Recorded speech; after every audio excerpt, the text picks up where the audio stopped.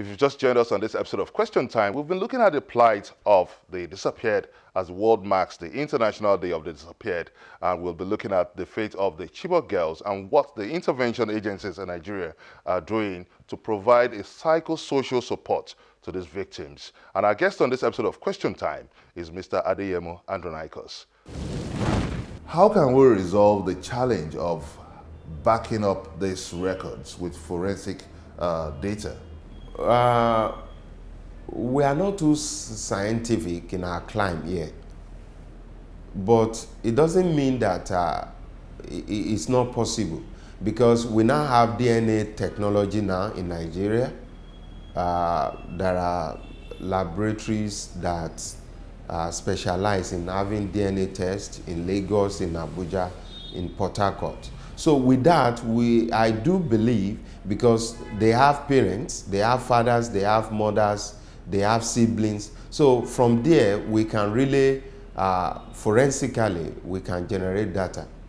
Now, in terms of coordination with other rescue and intervention agencies, what is the level of coordination and cooperation among these agencies? There is high level of, if you are in humanitarian world in Nigeria, so you discover when you look back 2005 and where we are today, really there is a lot of collaboration, because NEMA has been bringing other humanitarian agencies together. We have been having simulation together, training together. So for a number of fora that we have discussed issues together, knotty issues, middle grounds have been found. We are moving forward. There is a huge success in terms of coordination and collaboration on humanitarian space in Nigeria. Let's look at the internally displaced now. We have a very scary statistics. About 3.3 million Nigerians are reported to be internally displaced, which ranks third in global rating. What do you make of these depressing statistics? Just as a Nigerian, you not be pleased having that type of report. You can see 3.3 million far outweigh a number of countries' population. So now, for us to have it displaced in Nigeria, it portends. But to me, I think is in the region of around 2 million. Having displacement is not a permanent phenomenon. People are displaced and resettled. So when people are resettled, you cannot still say, and they are working, they have settled, they have their children, they have their fathers, they have their mothers, they are living happily together. They are well reunited. Now, from your point of view, what are the factors responsible for this? All these things are true reflection of what is going on in our society. Some people have said we have structural imbalances, we need to discuss. So we have discussed, yet we cannot find middle ground. So it's typical, it's not just Nigeria. You see it all over the world, even the so-called developed world. See Brexit now. So we have issues all over the world. We have things that are unique to one particular country or the other.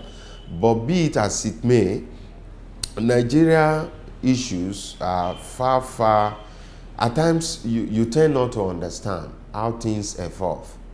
That you cannot just predict how things will go. Now let's look at risk reduction now, which is a fundamental part of emergency management. This is one of our core areas of expertise. And this disaster risk reduction is one of the activities we embark on.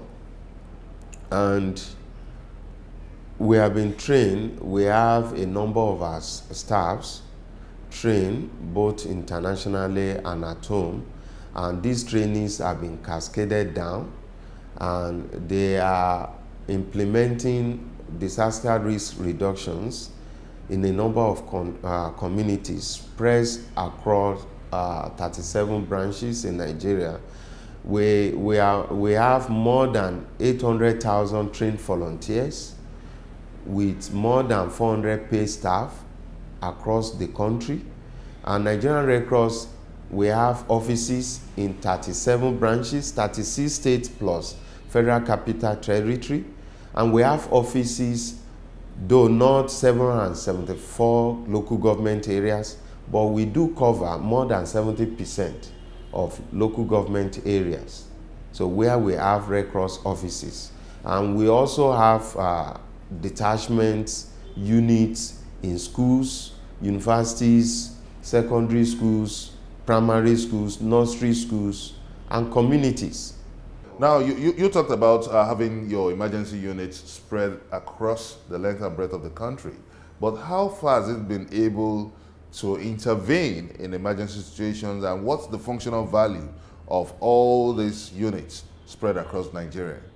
The take home from there is that they tend to be first responders, and not just first responders.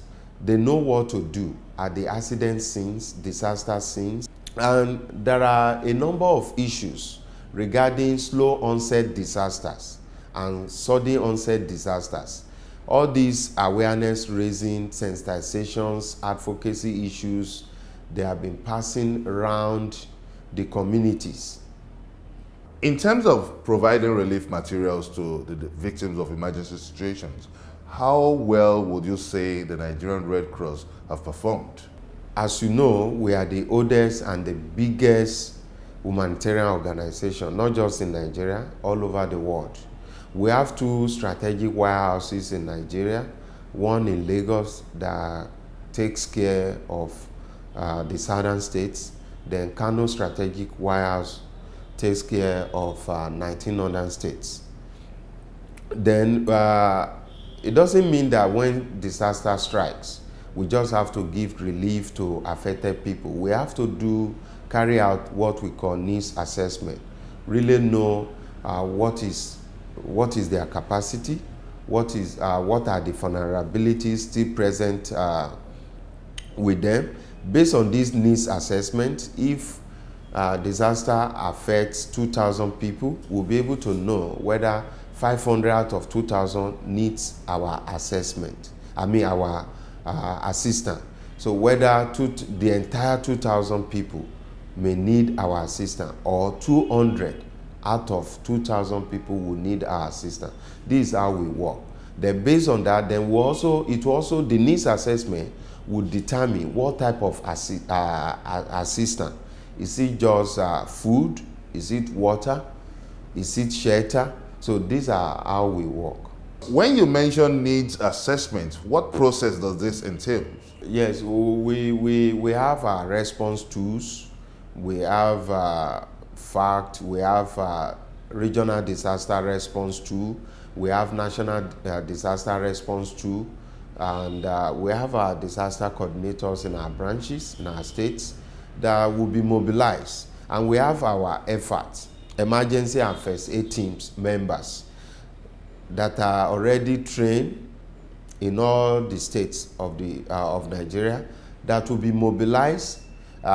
Depending on the magnitude of disaster, we could mobilize 50 people, we could mobilize 10 people to carry out the needs assessment. So they will give us report. Based on their report, they have the templates how we normally report. Based on the report, so we'll be able to make a recommendation, and assistance will be provided, relief will be provided to those affected people.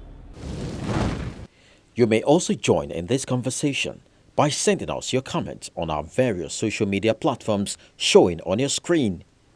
Coming up on Question Time, what is the Nigerian Red Cross Society doing to provide psychosocial support to rescued persons?